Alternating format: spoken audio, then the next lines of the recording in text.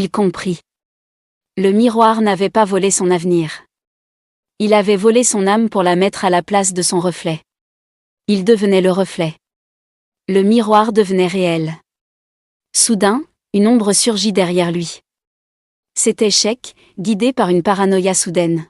« Tu veux casser mon miroir ? Tu veux voler ma chance ?» Il ne voyait pas Idriss, mais il sentait sa présence. Il brandit un bâton. « Personne ne touchera à ma richesse. » Idriss essaya de crier « Sheikh, c'est moi. Sauve-moi !» Mais sa voix n'était qu'un souffle lointain. Sheikh frappa dans le vide, traversant le corps fantomatique d'Idriss. Le coup de bâton heurta le cadre du miroir. Le son fut grave, terrible. Le miroir vibra. Le reflet d'Idriss dans le verre cessa de hurler et sourit méchamment. Sheikh se figea. Il regarda le miroir. Son propre reflet, le roi riche, commença à pourrir sous ses yeux. L'or devenait poussière, la chair tombait en lambeaux. « Non. Non !» cria Sheikh. Il essaya de recoller l'image avec ses mains. Le verre coupa ses doigts. Son sang gicla sur le troisième éclat, celui d'Idriss. Le sang de Sheikh agit comme une clé. Le troisième éclat explosa. Une onde de choc renversa Sheikh. Idriss sentit une douleur atroce, comme si on le déchirait. Quand la poussière retomba, Idriss était au sol. Il regarda sa main. Elle était là. Solide. Brune. Vivante. Il toucha son visage. Il était revenu. Le sort était rompu. Mais où était Sheikh ? Idriss regarda vers les débris du miroir.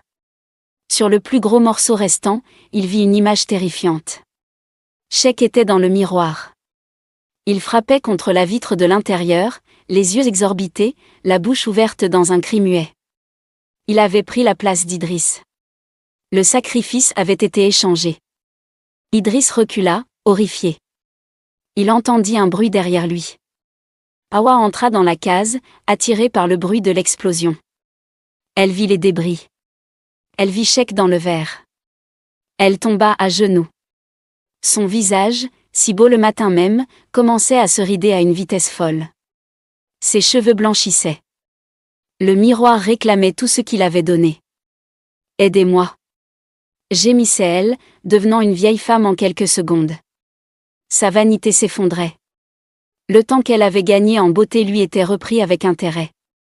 Idriss comprit qu'il ne pouvait rien faire. Le miroir était un démon affamé. Il avait relâché une âme pure pour en prendre deux corrompus. Il sortit de la case en courant, sans se retourner. Il entendit le verre crisser derrière lui, comme si on le mâchait. Il courut jusqu'à l'aube, jusqu'au village. Au village, c'était la panique. On avait retrouvé le corps de Sheikh dans son lit, sans vie, les yeux ouverts fixant le plafond. Mais Idriss savait la vérité. L'âme de Sheikh n'était pas partie au ciel. Elle était piégée dans un éclat de verre au fond d'une forêt maudite, pour l'éternité. Hawa, elle, vivait, mais cachée, défigurée par l'âge. Idriss ne raconta jamais ce qui s'était passé cette nuit-là. Mais il changea. Il devint silencieux, humble.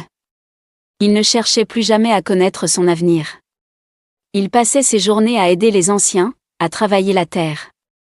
Il savait que chaque jour était un cadeau fragile, que la réalité pouvait se briser comme du verre. Des années passèrent. Idriss devint un homme respecté.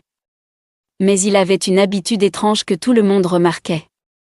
Il ne possédait aucun miroir chez lui. Il se rasait au toucher.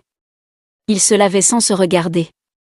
Il fuyait même son reflet dans les flaques d'eau après la pluie. La peur ne l'avait jamais quitté. Un jour, un marchand ambulant arriva au village. Il vendait des objets brillants, des bijoux, et de magnifiques petits miroirs de poche. Les enfants se précipitèrent. Le fils d'Idriss, le petit Moussa, courut vers son père avec un miroir. « Papa! Regarde! C'est magique! On se voit dedans! » Idriss pâlit violemment. Il arracha le miroir des mains de l'enfant et le jeta au sol. Le miroir se brisa. Le village entier se tut, choqué par la violence du geste. Idriss fixa les débris au sol. Pendant une fraction de seconde, dans un petit éclat triangulaire, il crut voir deux yeux familiers, pleins de haine et de souffrance. Les yeux de Sheik. Il le regardait encore. Le miroir originel était brisé, mais la malédiction vivait dans chaque reflet, dans chaque morceau de verre du monde. Idriss prit son fils dans ses bras et pleura. Il comprit que l'on ne peut jamais vraiment échapper à ses péchés, ni à ceux de ses amis. Le passé nous suit. Cette nuit-là, Idriss fit un rêve. Il était de retour dans la case. Sheik lui parlait depuis le miroir. « Tu m'as laissé. Tu as pris ma vie. » Idriss se réveilla en sueur. Il entendit un grattement sous son lit. Comme un ongle sur du verre. Il n'osa pas regarder. Il pria jusqu'au matin.